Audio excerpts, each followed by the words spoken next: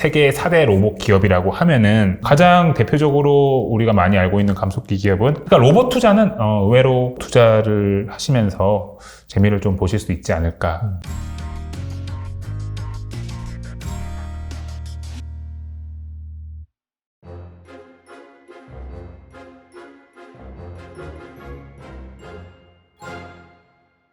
그런 관점에서 지금 같은 상황에서는 좀 장기적으로 유망할 만한 그런 기업이라든지 산업 이런 쪽에서 예. 꾸준히 공부를 해야지 또 큰 기회가 왔을 때 잡을 수가 있잖아요. 맞습니다. 그래서 그 부분에 대해서 좀 알아볼 텐데요. 예.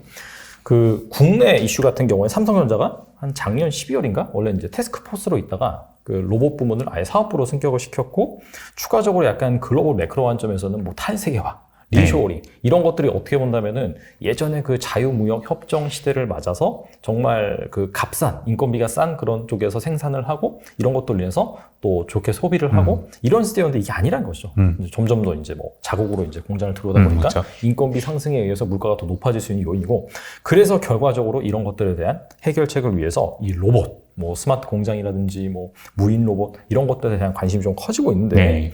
이 글로벌 로봇 기업도 어떻게 보시는지 좀 궁금합니다. 최근에 이제 국내 주식시장을 보면은 로봇 산업에 대한 관심이 굉장히 높으시더라고요. 주가가 많이 올랐어요. 주가가 많이 올랐죠.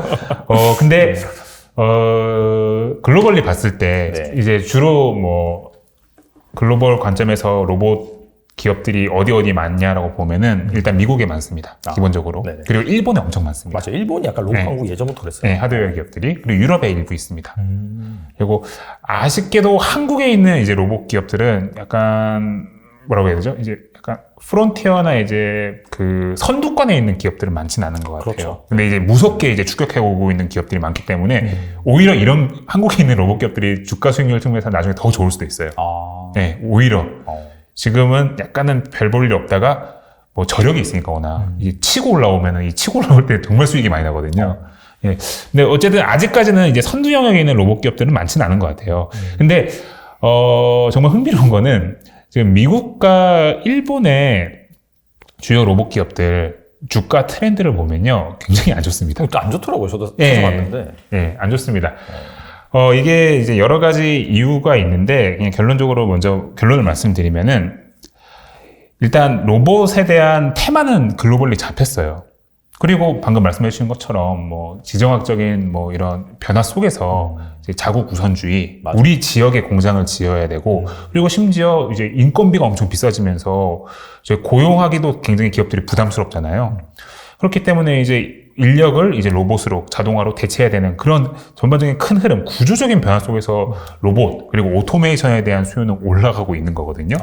그러니까 전반적으로 모두가 인식은 다 하고 있어요. 로봇 시장이 된다 인식을 하고 있는데, 관련된 이제 주요 기업들이 지금 주가가 안 좋은 상황이고, 이것은 즉슨 테마는 잡혔는데 중장기 그림은 보이는데 지금 당장은 실제 필드에서 돌아가는 비즈니스는 굉장히 어렵다는 거예요. 실적이 잘 안 나오나요, 지금은? 실적이 잘 안 나옵니다. 왜 안 나오죠? 예. 이게 두 가지 요인이 있다고 보시면 될 것 같아요. 그러니까 이 두 가지 요인을 들으시면은, 이거 잘하면 내년 혹은 내후년에, 뭐 내후년 너무 길고 내년 정도의 기회가 있겠는데?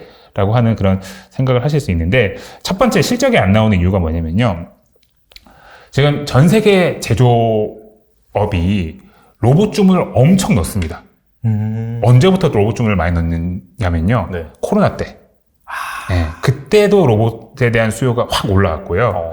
그리고 돌이켜 보시면 이제 작년도 굉장히 로봇 수주, 우리가 오더라고 하는 로봇 오더가 전 세계적으로 굉장히 많았어요.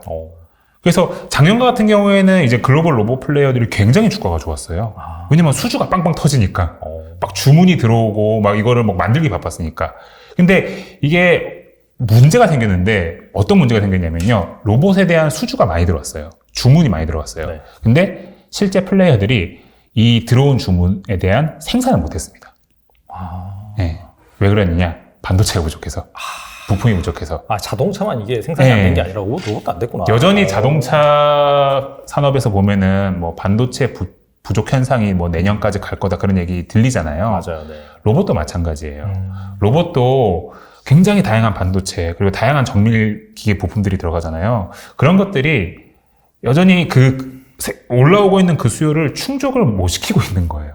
네. 기본적인 그냥 갖고 있는 생산 능력도 시킬 수 있을까 아리까리한 상황인데, 거기다가 이제 서플라이 체인이라든지 공급 병목이 터지면서 더 악화가 된 거죠, 공급 사이드가.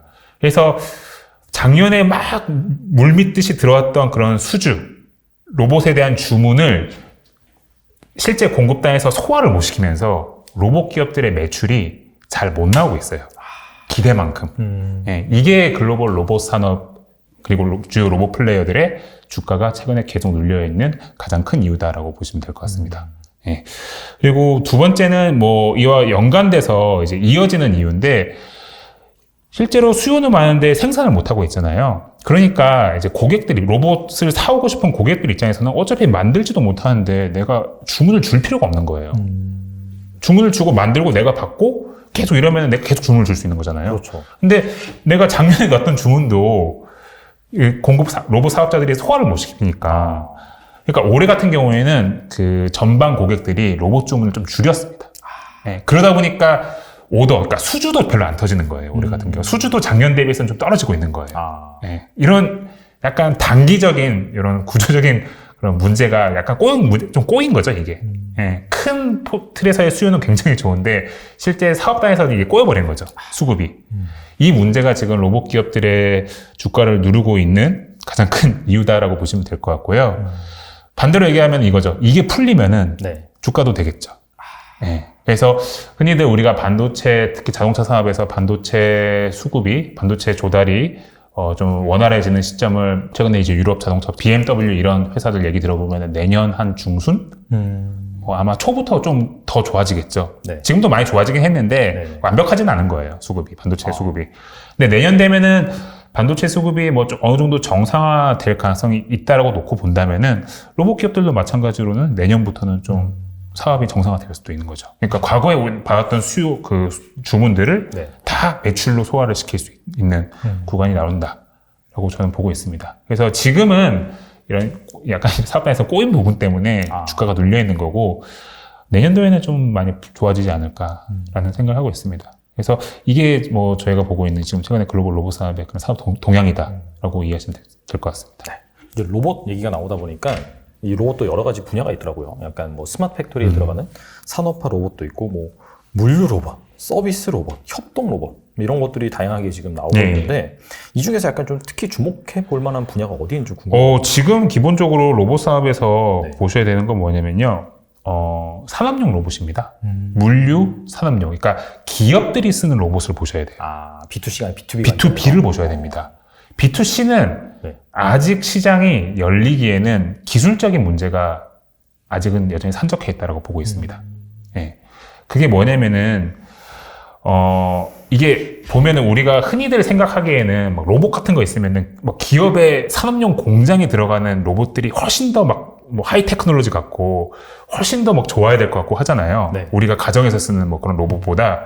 근데 실제로, 이건 뭐 제 생각일 수도 있는데 실제로 가정에서 쓰는 로봇이 훨씬 더 하이 테크놀로지입니다.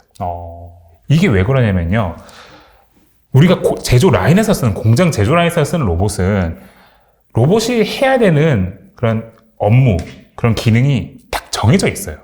네. 예를 들어서 이렇게 자동차가 쭉 오면은 볼트를 조인다거나, 혹은 페인트를 칠한다거나, 뭐 이렇게 막 이렇게 그 자동차의 외형을 만든다거나, 그런 딱 정해진 그 용도가 있기 때문에 사실 사업단에서 쓰이는 로봇과 같은 경우에는 아주 고도화될 필요까지는 없거든요. 그 용도에 최적화되어 있는 그런 일들을 해주면 됩니다. 단순 작업을 그렇죠. 예, 뭐 물론 사업용 로봇도 지금 자동화가 됐기 때문에 알아서 모든 작업 판단도 하긴 하지만 어찌 보면 그래도 딱 해야 되는 용도가 딱 정해져 있는 거예요. 그 정도만 바라는 거고요. 네. 실제 제조 라인에서는. 근데 가정용 로봇 같은 경우에는 로봇 같아요, 외형이. 근데 내가 얘한테 말을 걸었는데 말을 잘 못 알아들어. 예. 그리고 내가 얘한테 뭐 이걸 커피를 이렇게 딱 줬어요. 근데 얘가 로봇이니까 이제 아직 부자연스러울 거 아니에요.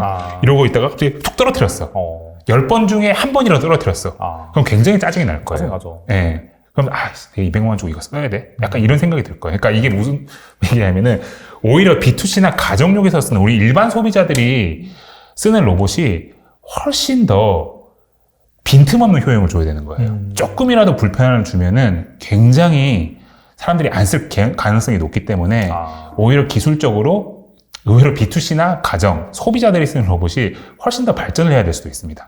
예. 근데 이제 그러기에는 아직 우리 로봇 산업에서 뭐 여러 가지 뭐 모터 기술이라든지 뭐 감속기 기술이라든지 그리고 뭐 AI, 뭐 자동화 이런 등등의 그런 기술이 우리가 일반 소비자들이 정말 아무 불편함 없이 쓰기에 충분한가를 놓고 봤을 때는 충분하지 않다라고 저는 좀 생각을 하고 있는 거예요. 그러니까 정말 재밌었던 게 뭐 얼마 전에 테슬라 AI 데이 때도 맞아요. 뭐 정말 막 자랑을 많이 했잖아요. 뭐 우리 손가락에 있는 관절은 정말 다르다. 네. 우리가 감속기도 따로 다 만들고 액추에이터 이런 거 다 하는데 그거 지금 테슬라가 당장 그거 내년에 출시한다고 그거 몇백만 주고 사겠냐라고 저한테 물어보면 죽어도 안 사죠. 그 약간 보고 실망했다는 말이 많아요. 네. 오히려 약간 그 현대차의 그 보스턴 다이나믹스가 맞아요. 재소환되면서 이게 네. 훨씬 낫다. 맞아요. 그런 네. 의견도 많았었거든요. 그러니까 그게 되게 의외로 일반 소비자들이 제일 까다롭습니다. 예. 효용을 확실히 느끼고 약간의 불편함이 있으면은 안 써버리는 거거든요. 그러니까 우리 과거에 사례 알듯이 일본의 옛날에 소프트뱅크가 뭐 페퍼라는 약간 이상한 로봇 만들었잖아요. 그거 아무도 안 쓰잖아요. 그런 겁니다. 그러니까 서비스용, 뭐 가정용, 뭐 이런 우리가 뭐 만화나 이런 영화에서 봤던 우리 집에서 쓰는 그런 로봇 시장은 생각보다 좀 뒤늦은 시점에 열릴 가능성이 있고 실제로 뭐 제가 과거에 일본의 이제 뭐 로봇 부품 기업들, 로봇 완제품 기업 혹은 로봇에 들어가는 핵심 부품들이 있잖아요. 맞아요. 모터, 감속기 뭐 이런 여러 부품 기업들에 있는 뭐 임원진 분들이랑 미팅을 한번 해보면요. 그런 분들은 항상 그런 얘기 하셨어요. 2000년대 한 3, 4년, 4, 5년 전이긴 한데 그때 하셨던 게 뭐냐면요. 여러분들이 생각하는 그런 가정용 로봇 시장은 향후 한 30년 후에나 열릴 수도 있다. 네, 그런 얘기 하셨어요. 그만큼 까다로운 시장이고 가정용 같은 경우에는 기술이 충분히 아직까지는 따라주지 못하고 사실 그런 기술이 있다고 하더라도 그 부품이 가격이 워낙 비싸기 때문에 일반 가정용으로 다 활용이 될 수 있을까라고 하는 그런 우려를 하셨습니다. 근데 다만 저는 좀 나름 그래도 뭐 제가 테슬라를 좀 좋아하는 편이라서 기대를 하자면은 이런 것들을 좀 혁신성을 가지고 깨트려주는 게, 기술적으로 깨트려주는 게 이제 테슬라가 과거에 해왔던 그런 행보잖아요. 뭐 테슬라가 이런 로봇 산업에서 이런 새로운 혁신을 보여준다고 하면은 네. 뭐 제 의견이 틀렸을 수도 있겠죠. 좀 빨라질 수가 있겠네요. 네, 뭐 저는 개인적으로 제 의견이 틀렸으면 좋겠습니다. 그게 더 제 삶에서도 더 윤택할 것 같고요. 네, 주식시장 측면에서도 훨씬 좋을 것 같고. 네. 그리고 이제 앞서서 말씀해 주셨는데 핵심 부품, 뭐 완제품도 있지만은 그 안에 들어가는 뭐 감속기라든지 그 다음에 뭐 구동기, 인코더, 모션 제어기 등 그런 것들 있잖아요. 네. 혹시 이 분야에 있어서 정말 좀 경쟁력이 있는 그런 글로벌 기업들은 뭐가 있을까요? 일단 네. 그 로봇 투자에 있어서는 크게 두 가지 분류로 나누시면 돼요. 로봇의 하드웨어가 네. 있어요. 네. 우리가 뭐 공장이나 우리가 일반적으로 보고 있는 그 로봇 완제품이 있죠. 그리고 그 하드웨어에는 로봇 완제품에 들어가는 부품을 만드는 기업이 있습니다. 이 두 하드웨어를 잘하는 기업들은 상당 부분이 일본이나 유럽에 있습니다. 예. 그래서 우리가 뭐 세계 4대 로봇 기업이라고 하면은 얘기하는 게 뭐 화낙 일본 기업이죠. 그리고 야스카와 전기 일본 기업이고요. 뭐 그다음에 이제 쿠카, ABB 유럽 기업들입니다. 뭐 쿠카 같은 경우는 이제 뭐 중국 쪽이긴 하지만 이런 하드웨어 쪽은 뭐 일본, 유럽인데 뭐 유럽까지 보시기 어려우면은 이제 일본을 보시면 되고 ABB는 뭐 미국에 상장돼 있기 때문에 네. 뭐 미국에서도 투자를 할 수 있습니다. 하드웨어는 이제 일본 쪽이 많다라고 이해하시면 될 것 같고요. 소프트웨어. 그러니까 로봇이 하드웨어가 있는데 그 하드웨어를 구동하기 위해서 소프트웨어가 필요할 거 아니에요. 그렇죠. 우리가 PC에서도 윈도우 OS가 있으니까 돌아가는 거고요. 스마트폰에서도 안드로이드나 iOS가 있으니까 이게 구동이 되는 거잖아요. 그거 마찬가지로 로봇도 로봇을 구동하는 그런 소프트웨어가 있습니다. 그런 소프트웨어를 만드는 기업들은 뭐 미국 쪽에 그리고 유럽 쪽에 좀 있다라고 이해하시면 될 것 같습니다. 뭐 대표적인 기업으로는 뭐 정말 다양한 기업이 로봇용 소프트웨어를 하고 있긴 하지만 뭐 그래도 흔히들 좀 쉽게 접근할 수 있는 기업은 라겔 오토메이션, 록웰 오토메이션이라고 불리는 그런 네. 기업들이 있어요. 그래서 이런 기업들에서 우리가 좀 기회를 찾을 수 있을 것 같고요. 뭐 제가 뭐 추천은 아니니까 편하게 말씀드리면요. 네. 예, 일본 기업들 중에서는 이제 감속기 기업 맞아요. 네. 을 보셔야 되고요. 가장 대표적으로 우리가 많이 알고 있는 감속기 기업은 하모닉 드라이브 많이 시스템스라고 들어봤어요. 하는 네. 초서형 정밀 감속기의 최강자입니다. 거의 독점 기업이라고 보시면 될 것 같아요. 그 사이즈, 초소형 사이즈에서는 독점 기업이라고 보시면 될 것 같습니다. 그러면 나중에 약간 초소형 사이즈라고 한다는 것 자체가 이 산업용보다는 약간 가정용 맞아요. 가정용. 차원에서 확실히 가정용 로봇 시장에 올린다면은 그 기업이 확실히 좀 선두권에 있을 수가 있겠네요. 맞아요. 산업용에서도 많이 쓰이고 이제 가정용이 돼버리면으로 넘어가면은 그 초소형이 어마무시하게 쓰이게 되는 거죠. 예. 아직 그 단계는 아니지만 일단 산업용만으로도 굉장히 좋은 실적을 내고 있는 회사다라고 보시면 될 것 같고요. 뭐 하모닉 드라이브 시스템즈가 있고 뭐 나브테스코라고 하는 약간 일본식 발음으로 하면은 나브테스코라는 회사도 있고요. 모터를 만드는 기업으로서는 일본 전산 니덱이라고 하는 회사도 있습니다. 니덱 같은 경우에는 이제 우리가 쓰는 스마트폰에 진동 올리잖아요. 그건 진동 올릴 때 필요한 소형 모터 같은 것도 진동 모터라는. 예, 완전 초소형 모터도 뭐 일본 전산이 만드는 기업이 그 만들고 있어서 뭐 모터 전문 기업이라고 보셔도 될 것 같아요. 전기차용 모터도 막 준비를 하고 있고 지금 사업화하고 있기도 합니다. 그리고 뭐 약간 생소하실 수도 있는데요. 뭐 일본 기업 중에서는 이제 SMC, SMC 공기압 방식으로, 그러니까 공기의 이제 압력을 활용을 해서 그런 모션을 제어하는 거예요. 부품들을. 우리가 이제 바람 불어가지고 막 물건 움직이게 하잖아요. 맞아요. 네. 그것처럼 공기압을 가지고 막 이렇게 그 제조 라인에 들어가는 이런 부품들이라든지 장비들을 이제 컨트롤하는 겁니다. 모션 컨트롤. 신기하네요. 네, 그런 걸 하는 회사가 이제 SMC 그런 회사도 있고, 뭐 우리나라에도 삼익 THK라고 있잖아요. 네. 그 삼익 THK에 이제 약간 어찌 보면 모회사격 같은 THK가 일본에 또 상장이 되어 있습니다. 그럼 삼익 TH가 원래 약간 일본 그 지분이 들어가 있는 건가요? 예, 그 지분 관계는 제가 잘 모르겠는데 어쨌든 그 THK에 이제 기술력이 와서 이제 삼익 THK가 지금 사업을 하고 있는 걸로 저는 알고 있어요. THK도 일본에 상장이 되겠죠. 이런 종류의 이제 로봇 부품 기업들, 핵심 부품 기업들이거든요. 이런 핵심 부품들은 일본이 좀 각 잡고 있습니다. 그래서 아까 제가 말씀드렸듯이 지금은 산업에 이제 공급이 약간 병목 현상이 발생을 해버려가지고 공급 사이드에서 지금 재미가 없지만 가면 갈수록 이런 병목이 공급 쪽에서의 병목이 풀리는 흐름이 나타나기 시작을 하면은 다시 한번 좀 주목을 받을 수 있는 기업들이 이제 일본에 있다라고 보시면 될 것 같고, 기본적으로 똑같은 그 산업의 흐름 속에서 아까 제가 말씀드렸던 미국의 로봇 소프트웨어 기업들, 로봇에 대한 완제품이나 부품을 만들진 않지만 그런 핵심 소프트웨어 혹은 이제 핵심 소프트웨어를 지원하는 그런 하드웨어 기기도 있어요. 그런 기기를 만드는 기업들 역시도 투자를 하는 게 좋을 수도 있다. 그러니까 로봇 투자는 의외로 일본 쪽 투자를 하시면서 재미를 좀 보실 수 있지 않을까라고 생각하고 있습니다. 그래서 지금 당장은 아니지만 어떻게 될지 모르겠지만 지금 엔화가 굉장히 싸잖아요. 엄청 싸죠. 네. 만약에 내년에 엔화가 조금이라도 이제 평가 절상되고 로봇 사이클이 좀 돌아온다라고 한다면은 그 괜찮은 투자가 될 수도 있겠죠. 양방에서 진짜 플러스가 되네요. 괜찮은 투자가 될 수도 있겠죠. 근데 모르겠습니다. 어떻게 될지는 모르고. 그리고 이렇게 제가 종목들을 말씀드렸는데 아마 이게 시청자분들은 보시면서 복잡해 뭐 저런 기업들 공부 어떻게 해? 이렇게 생각하시는 분도 있을 거예요. 네네. 생소하고 많이들 생소하실 것 같아요, 솔직히. 네. 그러신 분들은 그냥 로봇을 많이 담고 있는, 로봇 기업들을 많이 담고 있는 ETF 투자하시면 됩니다. 그래서 뭐 대표적으로 있는 게 이제 로보, ROBO, 로보 ETF, 이런 ETF가 글로벌 로봇 기업들을 많이 담고 있습니다. 방금 말씀드렸던 기업들 대부분 다 담고 있어요. 다 담고 있기 때문에 그냥 ETF 투자를 하시는 게 어찌 보면은 사이클이 돌아왔을 때 효율적일 수도 있다 하는 생각도 저는 가지고 있습니다. 사실 이게 시기의 문제지 언젠가는 계속해서 성장할 산업이기 때문에 맞습니다. 잘 지켜보시면서 이런 뭐 기업 자체적으로 접근 가능하신 분들 같은 게 투자를 하시는데 그런 게 아니다고 한다면 방금 말씀하신 ETF 장기적으로 보면서 접근하는 게 좋아 보이네요.